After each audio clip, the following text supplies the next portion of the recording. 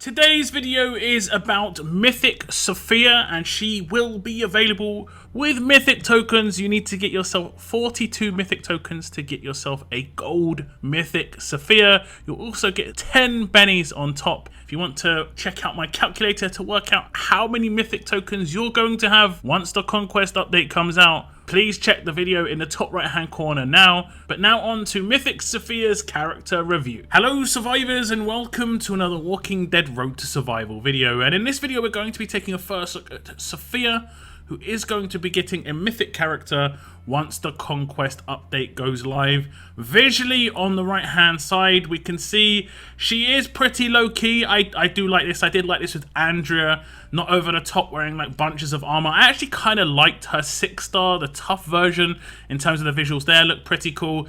She had the same issue there that she's got here, where the weapon just makes her look so small. You could put particular sniper rifles in her hand as well, which is just ridiculous. And I think you're going to have the same sort of thing. Can you imagine Sophia here with the Grimax? Yeah, it's going to be crazy. But she's got that pink streak in her hair. She also has like an SMG around her waist. It looks like she's got like a bunny rabbit bag. Like, you know, you can see the ears, the floppy ears on the back. This is, I do like the visuals. We look on the left hand side, we see the art. Now, I did originally think there was a bug. You know, what's this? I've got like some black thing on my screen for some reason. Then I realized it's actually like a hand and a leg, and she's sneaking up on someone, be it a walker, to take them out. I like that a lot. I think this is very unique. We don't see this too much. It is, of course, animated. You see her sort of just swaying a little bit. She has a teddy bear as well as the SMG, and I'm pretty sure that's a bunny rabbit bag. Someone must know. And then again, you see the pink streak in her hair. It does say I love something on her t-shirt as well. I'm not sure if that plays with the comic storyline, if there's, you know, an iconic look for Sophia. You comic buffs out there will be able to tell me in the comments. We'll look at her stats though. As a tier 5 level 600 gold mythic character, she has 13,529 attack, 13,836 defense, 13,223 HP. She is of course a strong character, and she is the first ever control character, which we will be previewing with these videos. It's a character that specializes in suppressing enemies. You know, we've got support, we've got damage dealer, this is control. She is of course a mythic character, and her group allegiance is a member of the young survivors. So this could potentially be like a young version of survivors, and there could be like an older version of Sophia come in the future. This is also something to note for characters such as Carl, for instance, and any other characters that sort of grew up during the Walking Dead storyline. Now, she has got an adrenaline rush, of course, and is eliminate the threat. It has a recharge rate of 55 AP, so really fast. Deal 355% damage to one enemy. That enemy gets stunned for 2 turns. Now, this reminds me of a 4-star character back in the day who rushed really quickly too. It was 4-star Chuck. Chuck did a 1-turn stun though, I believe, not 2-turn. I'm not 100% certain there. But this is just basically to control a character. She can, of course, hit stuns with her basic attacks because she's a strong character, so she's got a lot of control potential, and she's going to be rushing extremely quickly with that 55 AP. Because it's 55, it does mean that she will not actually have to have AP on her weapon to achieve this rush. As long as her signature move is turn 1 or 2, a basic attack will be 20 AP base, and then the signature move will be the 35 required to get the rush. That means you can just stack stats on this character versus going for AP on attack and wasting a potential stat slot. So here we have her rush up and ready. It is pretty straightforward. I can suppress anybody on the defense team or hit the rush. It's going to do a bit of damage, quite a bit of damage, but it's also going to stun for 2 turns. You can obviously do this against a character that's just about to rush, or a problematic character that could potentially revive with a signature skill or something along those lines. So the rush does seem quite basic, but I think early on, particularly in the Mythic era, characters like this could be used on attack teams just for mass control. You can definitely get a lot of control in here. She is a controller, it makes sense. But I think long term, controllers are probably going to have their best place on defense teams, except from potentially some niche attack teams that use like a bleed, burn, that sort of thing. So quite a basic rush, but it's going to happen quickly. And obviously, you know how stun works. It's the only real full control that is out of the controllers. Everything else you can gain AP on, or you can do damage on. This is the only one where you can do neither. Now she has got a signature move and it is called Sabotage. It has got an initial cooldown of turn 3, cooldown of 3, and number of uses of 999. Attack an enemy for 100% damage. That enemy gets impaired for 2 turns. So quite similar to her rush, where she's going to do a bit of damage and control that character for 2 turns. This time she's going to impair instead of do stun. But like I said with the rush in terms of the AP cost, if this was a turn 1 or 2, she'd obviously be able to get the AP fine. But it is unfortunately a turn 3. That means the AP is just going to be a little bit out and she's not going to be able to get enough AP on attack. But on defense, I think she's actually still going to be fine because you get a 40% boost. She'll do 20 AP for her basic attack and then she'll gain 8 extra for the 40% boost, and then she'll do the same for the next basic attack and she'll be at 56, and that'll be able to give her enough AP to get a natural turn 3 rush. Okay, so we are on the 3rd turn, so I will be able to use my signature move. I'm going to block the rush of Abraham here so we can do the signature move. He is going to get impaired for 2 turns. He's going to take quite a bit of damage as well. That's a hefty amount of damage that he just took. Obviously he is a damage dealer, so a little bit more glass cannon, but that's the kind of damage she would do if she was on a defense team against attacking characters, so it gives you a decent indication there. Now, you obviously have worked out I could have done my rush instead, and this is the biggest downside I think she's going to have with this signature move. And that's because on turn 3, if you did use her on attack, you'd most likely use her rush, and obviously on turn 3 on defense, she'd prioritize her rush over her signature move. So while it does say the initial cooldown is turn 3, most of the time it's going to be turn 4, unfortunately. And that is a big downside because the rest of the kit seems to be like geared towards it being a turn 2 signature move. I do think it is quite a powerful signature move to happen turn 2. 2 turns of control on a signature move in the first 2 turns does seem quite a lot potentially. But maybe it could have been just made a 1 turn impair rather than the 2 turn. I'm not really sure, but it doesn't seem to line up with how her rush works and the sequence of how it could actually, come together. Maybe I'm missing something. Maybe there's other parts of her kit which will, identify the potential of this signature move working better. So let's move on and see what her passives have to offer.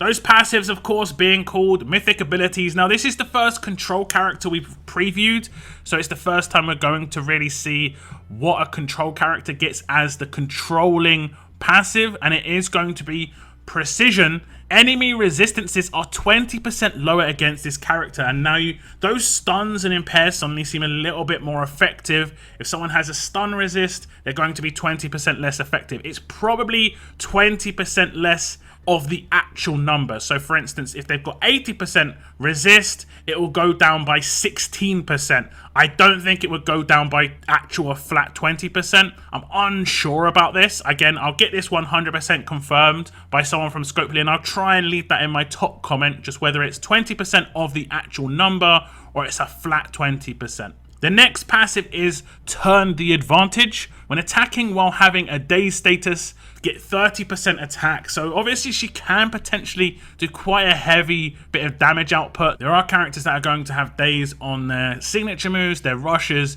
so it's going to boost the attack output of Sophia here. And that's kind of nice in the fact that you could just pile on all the defense and HP and just rely on parts of her passives to get the attack bonuses while she's on a defense team. The second one is Ripe for Harvest. When attacking targets with greater than 80% AP, she gets 100% attack bonus. This is what we saw with one of the Abraham attacks before, where she just did huge amounts of attack against him because he had a full AR. She absolutely destroyed him. So that is really, really effective. And that's going to be devastating, honestly, because let's say I'm doing my normal attack sequence. I would do a basic attack, then a signature move, and I'd be really close or have my rush on an attack team. On turn 2, Sophia would be ready to do a basic attack herself against someone who had 80% or more AP, and she'd absolutely destroy them with a 100% attack boost. So that could be really effective. Maybe that is why this signature move is not turn 2, because it could be seen as maybe too powerful. That could be the issue. The last one is Trait Mod Amplification.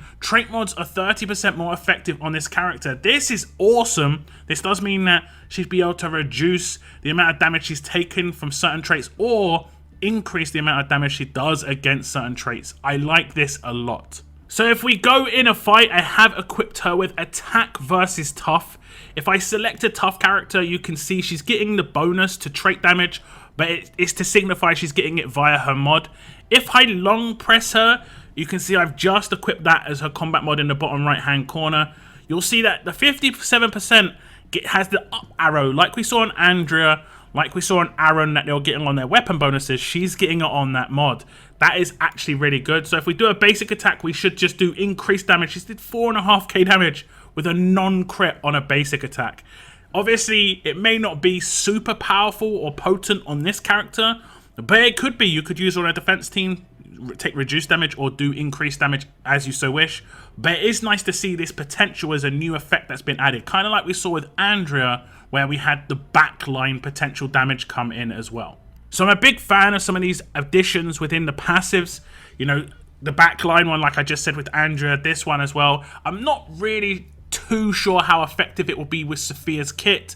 She is obviously something that's quite new, so it's going to be, you know, take a little bit of understanding with her being a controller. A lot of her things are just more about control, but she does seem to add quite a bit of damage with lots of parts of her passives here, so her damage output could still be really good. Don't forget, she could potentially have a splash damage weapon in her hands. There is that cricket bat, and that would get amplified damage as well. The splash damage increases based on her attack stat, not, you know, how much she actually hits for. So she hits a massive crit, she's not going to do more damage on the splash, but if she has much higher base attack with all these bonuses on top, you know, 80% AP character getting 100% attack, then the 30% more on the combat mod, and then potentially she could have other things amplifying her, like, you know, attack while taunted, attack while impaired. She could do a lot of damage. She could do a great amount of damage. Now, you probably saw she has got a specialist skill, which is Neutralize. When this character attacks a human enemy that has 80% or more adrenaline, that enemy will be impaired for 1 turn. Impaired characters cannot gain AP or use adrenaline rushes.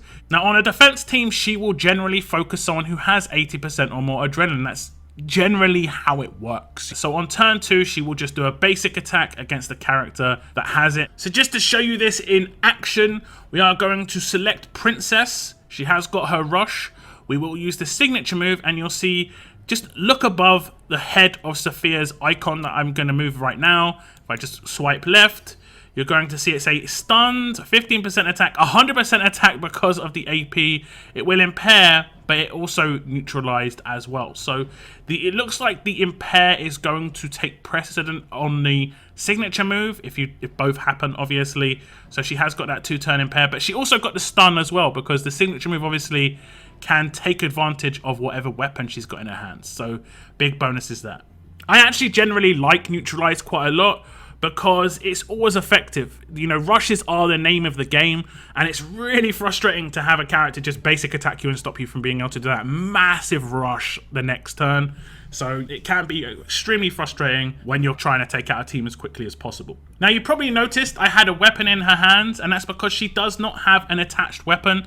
I think this is the first character we have that has not got an attached weapon, so you'll be able to slot whatever weapon you want in her hand straight away if you get her from the museum or any other part of the game. I think this is obviously nice. The more characters that have a non-attached weapon, the better, because there are so many characters on Conquest update. There's going to be a lot of armory tokens required to be able to get the weapons in the hands that you want. But this also kind of signifies to me that maybe she's a character that has a bit more utility on both attack and defense initially when Mythic characters are released. So I'm obviously just happy enough that Sophia as a character is coming into the game with a Mythic character. She did not have an S-Class, I believe, unless I've completely forgotten that she had an S-Class character. But she is also the first controller, and it is nice to see, you know, a first look at how controllers are going to work, and it just looks like they're just heavy control based. But Sophia has quite a lot of damage amplification on top, potentially, and in, you know, the right setup, I think could be really devastating. Just going around basically destroying attack team characters with all the bonuses she could potentially get. And obviously with that weapon being open, big bonuses. If you do want to use this character, you can start working on that weapon straight away. But do tell me your thoughts on this character. Are you happy we are going to be getting a Sophia as a Mythic character? Quite an iconic character from the comic books. That is going to be the end of this video now, though, guys. Do leave your comments down below if you did enjoy the video. Please hit the like button. And if you are not subscribed, make sure you hit that sub button to be notified when my videos go live, when my live streams start up. Just make sure you turn on those notifications. That is the end of this video, though. Thank you very much for tuning in. And as always, keep on surviving, guys. Keep on surviving.